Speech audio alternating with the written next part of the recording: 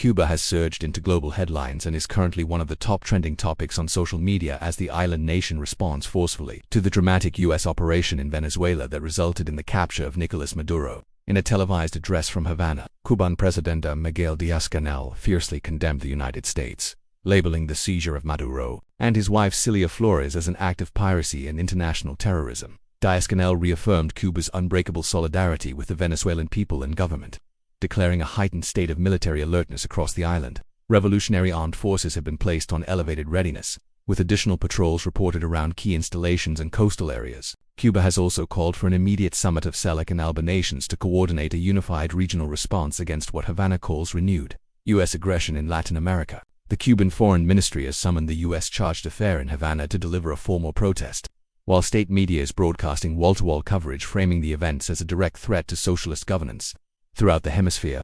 Meanwhile, in Miami's Little Havana, district scenes of jubilation have unfolded as thousands of Cuban and Venezuelan exiles gathered spontaneously, cheering, waving flags, honking horns, and celebrating what many described as the potential beginning of the end for allied authoritarian regimes. Similar, smaller celebrations have been reported in other U.S. cities with large diaspora communities. Social media platforms are flooded with videos from these gatherings, alongside historical montages comparing the Castro era to current events, and heated debates about whether Cuba could face similar U.S. pressure, adding to the tension.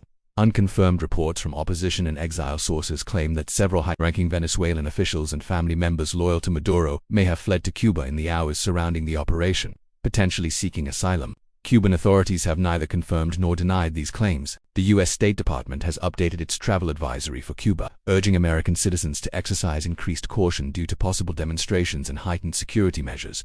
No direct U.S. comment on Cuba's reaction has been issued ahead of President Trump's scheduled news conference. This escalation comes against the backdrop of Cuba's ongoing severe economic crisis marked by chronic fuel shortages, frequent nationwide blackouts, inflation, and food scarcity, which has already fueled sporadic protests in recent years. The events have reignited global discussion about U.S. policy toward remaining socialist governance in the region, the future of Venezuelan leadership in exile, and the stability of Cuba's own system.